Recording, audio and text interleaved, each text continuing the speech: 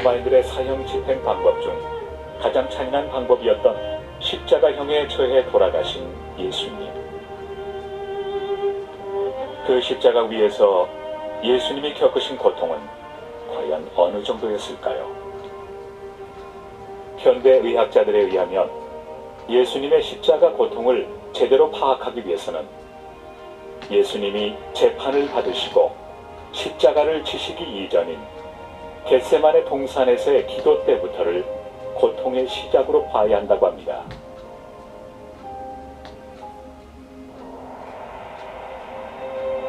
성경 누가복음은 의사인 누가가 기록하였는데, 그는 예수님이 십자가에 달리시기 전 겟세마네에서 기도하신 사실을 이렇게 기록하고 있습니다.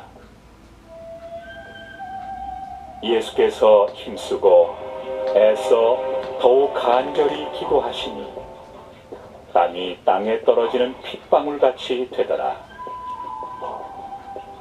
핏땀을 흘린다고 하는 것은 의학적으로 전혀 불가능한 이야기가 아닙니다.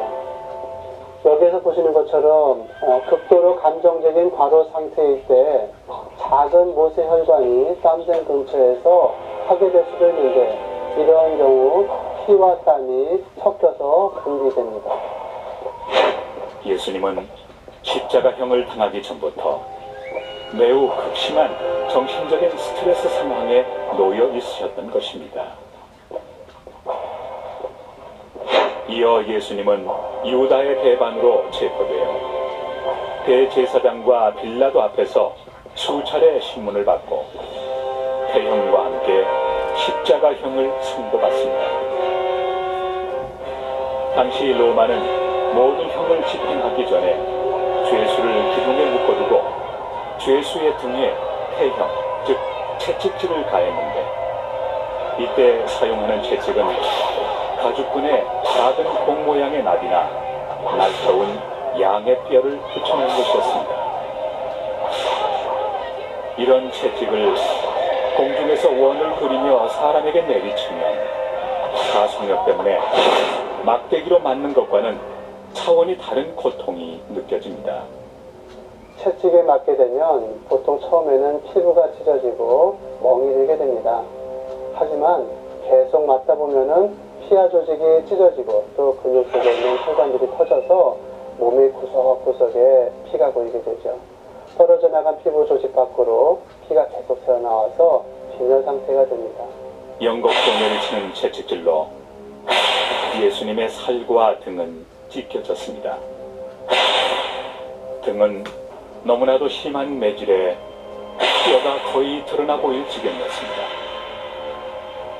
로마 병사들은 예수님의 옷을 벗기고 붉은 겉옷을 입히고 나서 손가락만한 크기의 가시가 돋친 면류관을 머리에 씌웠습니다. 이어 예수님은 당시 로마의 관행에 따라 양쪽 어깨에 십자가를 지고 양팔이 묶인 채 처형 장소인 갈보리로 가게 됩니다. 이때 예수님께서 지셨던 십자가는 무게가 50kg 정도의 가로목이었습니다. 세로목은 이미 예수님이 처형당하실 갈보리 언덕에 세워져 있었습니다. 십자가형에 사용되는 나무는 죄수에게 고통이 가중될 수 있도록 나무를 다듬지 않았고, 오랫동안 사용할 수 있도록 될 수 있으면 단단한 나무를 사용했다고 합니다. 50kg 정도의 그 나무는 건강한 청년에게는 그리 무겁지 않은 무게일지 몰라도 그러나 예수님은 이미 심한 출혈과 파수로 인해서 그 무게를 감당할 수 없을 만큼 지쳐 있었습니다.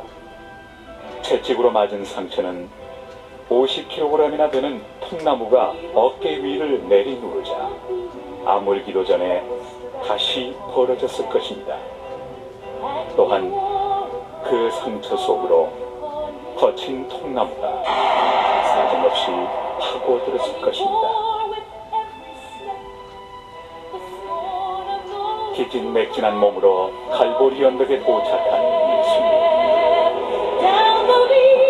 십자가에 못 박히기 전 로마 군인들은 상처에서 흘러나온 진물로 몸에 착 달라붙은 예수님의 옷을 사정없이 벗겼습니다. 이 상태에서 옷을 벗기면 마치 화상을 입은 정도의 통증을 느낀다고 합니다.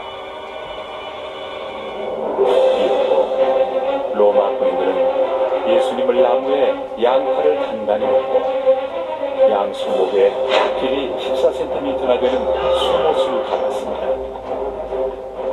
그런 다음 왼발과 오른발을 꿰어 발목에 또 못을 박았습니다. 눈이 예수님의 손바닥에 못을 박았다고 생각하는데 그렇지 않습니다. 로마 군인들은 예수님의 손목에 못을 박았습니다. 만약에 손바닥에 못을 박는다면 손바닥의 몸무게를 견디지 못해 찢어지고 말 것입니다. 그렇게 되면 죄수를 십자가에 매달아 놓을 수 없게 되니까 손목의 뼈 사이로 못을 박았다고 합니다. 세 개의 못은 손과 발로 가는 중심 부위를 지나는 혈관과 신경을 끊게 되는데 이로 인해 출혈이 시작됩니다. 또 끊긴 심장의 통증은 인간으로서는 참을 수 없는 한계를 넘어서게 되죠. 또한 호흡곤란 상태로 인해 더 극심한 고통을 느꼈을 것입니다. 예수님은 숨을 제대로 쉬기 위해서 발을 밀어 올리고 팔꿈치를 구부리면서 어깨도 함께 들어 몸을 위로 끌어올려야 하셨을 것입니다. 그러나 이런 동작은 못 박힌 발에 몸무게 전체를 싣게 되므로 심한 고통을 주게 됩니다. 더욱이 팔꿈치를 구부리는 동작은 못에 박힌 손목을 돌리게 하고 팔의 순종을 더욱 손상시키게 되므로 고통이 가중되어서 결과적으로 예수님은 매번 호흡할 때마다 극심한 고통으로 인해 치명적인 산소 부족을 경험했을 것입니다.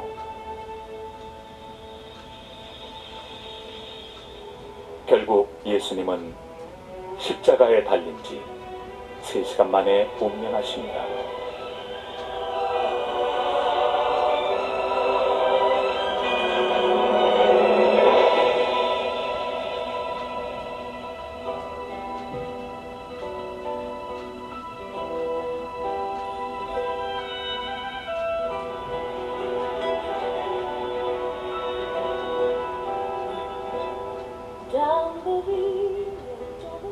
현대 사형 방법은 최선의 노력을 다해서 가능한 한 빠른 시간 내에 순간적으로 죄수를 죽게 해주는 것입니다.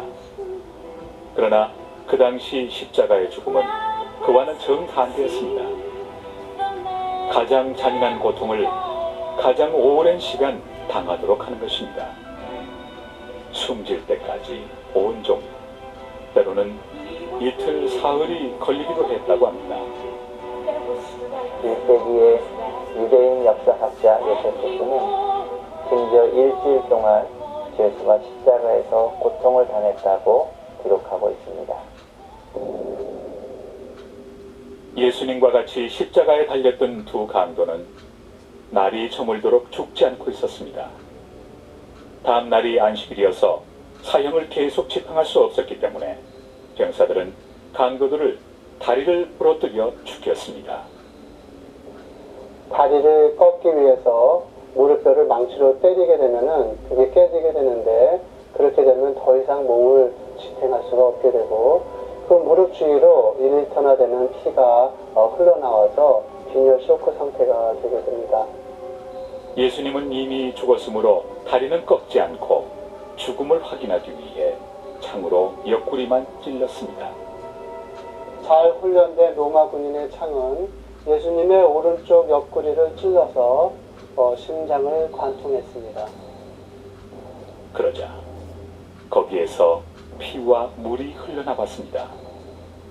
예수님의 옆구리에서 피와 물이 흘러나왔다는 것은 예수님의 심장이 파열돼서 돌아가셨다는 것을 의미합니다.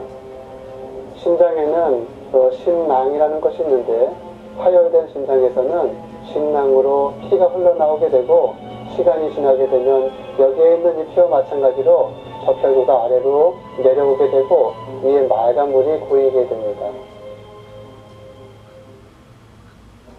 로마 병사의 그 날카로운 창이 예수님의 옆구리를 찔렀을 때 거기서 물과 피가 흘러나왔다는 것은 예수님께서 극심한 고통 속에 심장이 파열되어서 돌아가셨다는 것을 의미합니다. 심장이 파열되기까지 우리를 지극히 사랑하신 예수님. 예수님께서는 우리를 대신하여 십자가의 참혹한 고난을 몸소 당하셨습니다. 우리를 사망의 골짜기에서 구원하시기 위하여 상상을 초월하는 극심한 고통도 겪으셨습니다.